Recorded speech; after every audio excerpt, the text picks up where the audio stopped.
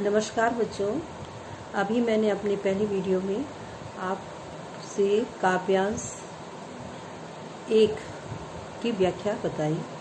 अब मैं इस वीडियो में काव्यांश 2 की व्याख्या बताने जा रही हूँ। जैसे कि पहले मैंने बताया कि दूसरे पद में मीरा ने ईश्वर प्रेम के मार्ग में उत्पन्न सभी बंधनों एवं परंपराओं से मुक्त होने के कारण प्रकट हुई कठिनाइयों का वर्णन किया है तथा भगवान श्री कृष्ण का स्नेह पाकर इस संसार से मुक्ति की अभिलाषा प्रकट की है। दूसरा पद है काव्यांश नंबर 2। पग घुंघरू बांधी मीरा नाची, मैं तो मेरे नारायण सु आप ही हो गई साची। लोग कहे मीरा भाई बावरी, न्यात कहे कुलनासी। जिसका प्याला राणा भेजा, पीवत मीरा हासी। मीरा के प्रभु गिरधर नागर, सहज मिले अविनाशी। काव्यांश में मीरा कवियत्री मीराबाई कह रही हैं कि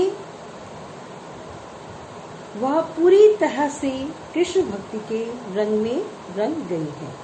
वह पूरी तरह से कृष्ण भक्ति के रंग में रंग गई है और इसी भक्ति की लीनता का उन्होंने इस काव्यांश में प्रकट किया है। वो क्या कहती हैं कि पग घुंघरू बांधी मीरा नाची। मीराबाई कहती है कि उन्होंने अपने पैरों में घुंघरू बांध लिए हैं और आनंदित होकर के नृत्य करने लगी हैं।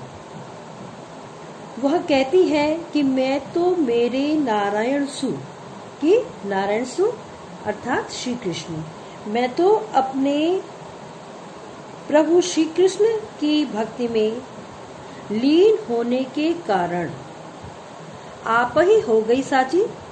जब मैं उनकी भक्ति में लीन हो गई हूँ, मुझे उनका सानिध्य प्राप्त हो चुका है, तो मैं तो अपने आप ही सच्ची और पवित्र हो गई हूँ। साची का मतलब क्या है? पवित्र होना। तो वो ये कह रही आप ही हो गई साची, मैं अपने आप ही सच्ची और पवित्र हो गई हूँ। लोग कहे मीरा भई बावरी, न्यात कहे कुलनासी। लोग क्या कहते हैं मीराबाई के में? मीराबाई कहती है कि लोग कहते हैं, सारा संसार ये कह रहा है कि मीरा भई बावरी। बावरी मतलब पगला गई है। मीरा को क्या हो गया है? मीरा क्या बावरी हो गई है? लोग कहे मीरा भई बावरी, कि मीरा बावरी हो गई है। और न्यात कहे कुलनासी। और कुटुंब के लोग क्या कहते हैं? न्यात का अर्थ है कुटुंब के लोग। और कुटुंब के लोग कहते हैं कि मीराबाई कुल का नाश करने वाली है। न्यात कहे कुलनासी, या तो कुल का नाश करने वाली है। सारे कुटुंब के लोग यही कहते हैं। विस्का प्याला राणा भेजा, पीवत मीरा हासी। राणा कौन है? मीराबाई के देवर। उन्होंने जब यह अत्यंत भक्ति में लीन हो गई थी, परिवार वाले कुटुंब वाले बिल्कुल भी इस बात को पसंद नहीं करते थे, तो उनके देवर राणा ने विष का प्याला मीराबाई को पीने के लिए भेजा और मीराबाई ने भी हंसकर उस विष को पी लिया। लेकिन प्रभु की भक्ति के कारण उनपे उसका कुछ भी असर नहीं हुआ। पीवत मीरा हासी, मीरा उस विष के प्याले को हंसते हंसते पी गई, लेकिन उन पर उसका कुछ भी असर नहीं हुआ। क्यों? मीरा के प्रभु गिरधर नागर, सहज मिले अविनाशी। मीराबाई क्या कहती हैं कि कृष्ण की इस दासी पर विष का कोई असर नहीं हुआ। क्यों? कि वह भक्ति में इतनी लीन है कि उनपे किसी भी बात का कोई असर नहीं होता। अंत में मीरा कहती हैं कि उनके प्रभु क्या है? गिरधर। नागर का मतलब चतुर। उनके प्रभु जो श्री कृष्ण है वह अत्यंत चतुर है और मुझे सहज मिले अविनाशी। और वो प्रभु जो किसी को प्राप्त नहीं होते, मुझे सहज ही उनके दर्शन हो गए। मुझे सहज ही उस अविनाशी प्रभु के दर्शन हो गए। सहज ही मुझे उस अविनाशी प्रभु का सानिध्य प्राप्त हो गया। सहज मिले अविनाशी।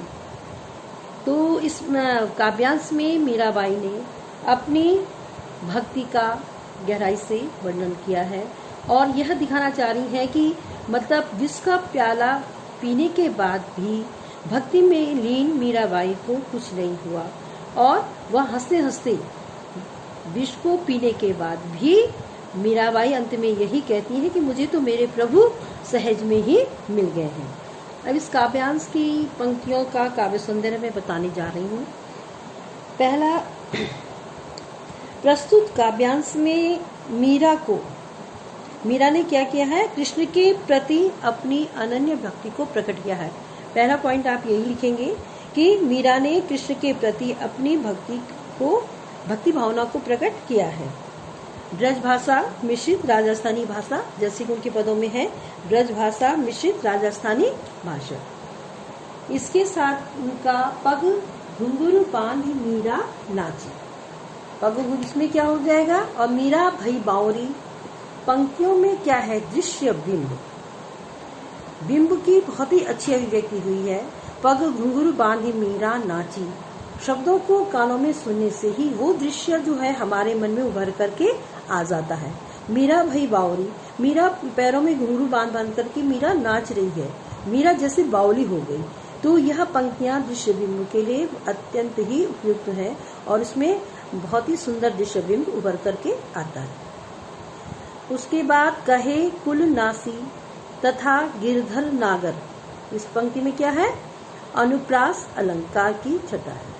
इसमें क्या है, अनुप्रास अलंकार। कहे कुलनासी तथा गिरधर नागर, पहले भी बता चुकी हूँ कि एक ही वर्ण की आवृत्ति का बार बार होना अनुप्रास अलंकार कहलाता है। प्रस्तुत काव्यांश जो है वही मीरा के पद गेयता, संगीतात्मकता और माधुर्यता से परिपूर्ण होते हैं। और सबसे मुख्य बात जो इनके पदों की काव्यांशों की विशेषता है वह है कि भक्ति रस की सरस अभिव्यक्ति। इनके काव्य में क्या है, भक्ति रस की सरस अभिव्यक्ति हुई है। अब आगे मैं आप लोगों को इस पाठ्य पुस्तक के जो प्रश्नोत्तर हैं उनकी थोड़ा सा व्याख्या समझाने का प्रयास करें। पहला प्रश्न है, मीरा कृष्ण की उपासना किस रूप में करती है, वह रूप कैसा है। अब देखिए, मीरा कृष्ण की उपासना किस रूप में करती है, पति के रूप में करती है। मेरो पति सोई कहती है ना, मीरा कृष्ण की उपासना पति के रूप में करती है और उनका वह रूप बहुत ही मनोहारी है। मनोहारी मन को हरने वाला है। कैसे, वे सिर पर मोर मुकुट धारण करके शोभायमान है और मीरा उन्हें अपना क्या मानती है, सर्वस्व मानती है। वह सब कुछ उन्हीं को अपना मानती है। वे स्वयं को उनकी दासी मानती हैं और सच्चे भाव से भक्ति करने वाले को वे सहज ही मिल जाते हैं। सहज मिले अविनाशी, मीराबाई कहती भी है कि सच्चे मन से भक्ति की है तो ईश्वर जो है सहज ही मिल जाते हैं। तो मीरा की उपासना का रूप दिखाया गया है और वह रूप कैसा है ये बताया गया है। उसके बाद प्रश्न नंबर 2, भाव व शिल्प सौंदर्य स्पष्ट कीजिए। अब इसमें दो पंक्तियां दी हैं काव्य की। असुवन जल सींच सींच प्रेम बेली बोई, अब तो बेली फैली गई आनंद फल होई। और दूसरा है, दूध की मथनिया बड़े प्रेम से बिलोई, ददी मथी घित काढ़ लियो डारी दई छुई। अभी आपको इस पंक्तियों में भाव व शिल्प सौंदर्य स्पष्ट करना है। भाव सौंदर्य का मतलब यह है कि इन पंक्तियों में कवियत्री के किन भावों का समावेश हुआ है, वह क्या भाव व्यक्त करना चाहती हैं। तो भाव सौंदर्य है, कवियत्री मीरा ने कहा है कि उन्होंने अपने आंसुओं के जल से सींच कर अपने हृदय में कृष्ण भक्ति रूपी बेल को बोकर बड़ा किया है। प्रेम बेल बोई और वह भक्ति रूपी बेल इतनी बड़ी हो गई है कि इसमें अब आनंद रूपी फल आने लगा है। अर्थात मीरा को इस भक्ति में आनंद की प्राप्ति होने लगी है। इसका भाव सौंदर्य यही है। इसका इसमें शिल्प सौंदर्य में आपको ये बताना होता है कि भाषा है, अलंकार है और उसकी अन्य बातें, बिंब वगैरह, ये सब इसमें बताने होते हैं शिल्प सौंदर्य में। तो शिल्प सौंदर्य में सबसे पहले आएगा ब्रज भाषा मिश्रित राजस्थानी भाषा। मीराबाई ने इस भाषा में अपने पदों को लिखा है ब्रज भाषा मिश्रित राजस्थानी भाषा, और उसमें क्या है, सहजता एवं मधुरता का गुण भी विद्यमान है। सींची सींची में पुनरुक्ति प्रकार से अलंकार है, और आसुवन जल प्रेम बेली तथा आनंद फल, आंसू रूपी जल, प्रेम रूपी बेल तथा आनंद रूपी फल में रूपक अलंकार है। प्रेम बेली बोई तथा बेली हैली में अनुप्रास अलंकार की छटा है। और पदों में जैसे कि बताया गया है कि भाषा में गेयता और संगीतात्मक भी है। दूसरा काव्य पंक्तियां हैं। दूसरी, दूध की मथनिया बड़े प्रेम से बिलोई, दधी मथी घृत काढ़ी लियो दाई डारी दई छोई। इसका भाव सुंदर है। कवित्री कहती है कि उसने बड़े यत्न से दूध की जो मथनी है उसको बिलोया है। दूध की मथनी से बिलोने का क्या है, संसार का गहन चिंतन करना। दूध में मथनी चलाने से घी निकालने का अर्थ क्या है कि संसार का गहन चिंतन उन्होंने किया है। और जिस प्रकार दही से घी निकालकर छाछ को छोड़ दिया जाता है, उसी प्रकार उसने भी कृष्ण भक्ति के तत्व को आत्मसात करके सांसारिकता का त्याग कर दिया है। मीराबाई ने क्या किया, कृष्ण भक्ति के तत्व को अपने में आत्मसात कर लिया और जो सांसारिक माया मोह है उसका त्याग कर दिया। इन दोनों पंक्तियों का भाव यही है। शिल्प सौंदर्य के अंतर्गत प्रस्तुत पंक्तियों में अन्योक्ति अलंकार है। घी कृष्ण भक्ति का और छाछ सांसारिकता का प्रतीक है। अन्योक्ति अलंकार प्रस्तुत उदाहरण दे करके किसी अन्य की बात, तो घी कृष्ण भक्ति का तथा छाछ जो है सांसारिकता का प्रतीक है। भाषा वही है जो सारी पदों में उनकी है, ब्रज भाषा मिश्रित राजस्थानी भाषा। भाषा प्रभावमयी है और प्रभावशाली भी है। तत्सम शब्दावली का प्रयोग है, जैसे दधी मथी घृत। इन पंक्तियों में दधी मथी घृत आदि जो है ये तत्सम शब्द है। भाषा गीतात्मकता और संगीतात्मकता इसमें है, विद्यमान इसमें। अब प्रश्न नंबर 3 है, लोग मीरा को बावरी क्यों कहते हैं? लोग मीरा को बावरी क्यों कहते हैं? तो मीरा कृष्ण की भक्ति की धारा में इतना बह गई थी कि उसने अपना सुध-बुध खो दिया था। लोक लाज, कुल की मर्यादा, यह सब त्याग करके वह संतों के बीच बैठी रहती थी और नाचती गाती थी। तो वह श्री कृष्ण को अपने प्रतिरूप में जब देखती थी, जबकि वह राजघराने की बहू होने के बावजूद उनको सारी सुख सुविधाएं प्राप्त थी, फिर भी उन्होंने सत्ता का लोभ त्याग कर मंदिरों में जा जाकर दिन रात संतों के बीच पैरों में घुंघरू बांधकर वह नाचती गाती थी। तो कृष्ण के प्रति इस दीवानगी को देखकर ही लोग मीरा को बावरी, बावरी मतलब पगलाई या मतवाली कहते हैं। उनके जो असीम भक्ति है, त्यागमयी भक्ति है, सब कुछ छोड़ छाड़ करके केवल कृष्ण की भक्ति करना, इसी कारण लोगों ने उसको बावरी कहना शुरू कर दिया था। प्रश्न है आगे, जिसका प्याला राणा भेजा पीवत मारी मीरा हंसी।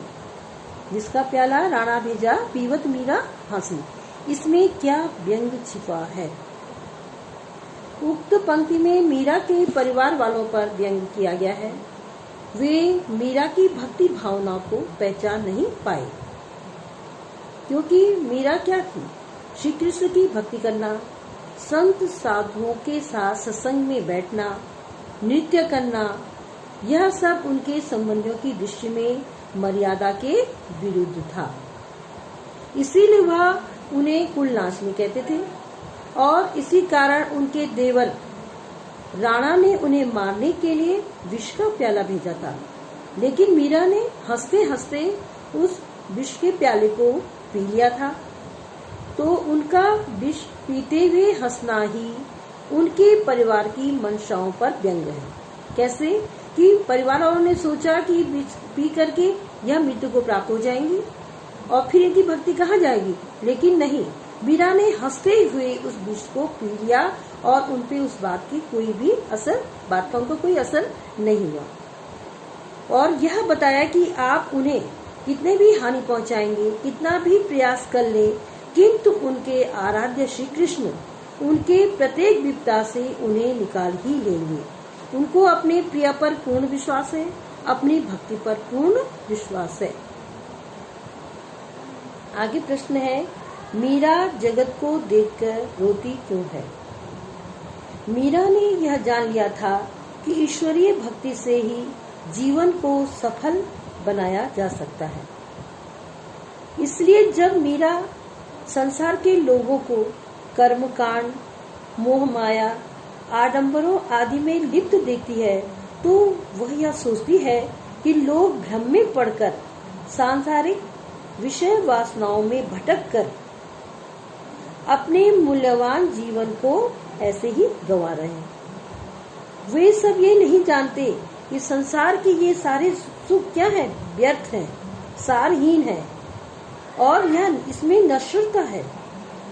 केवल संसार में ईश्वर की भक्ति ही शाश्वत है।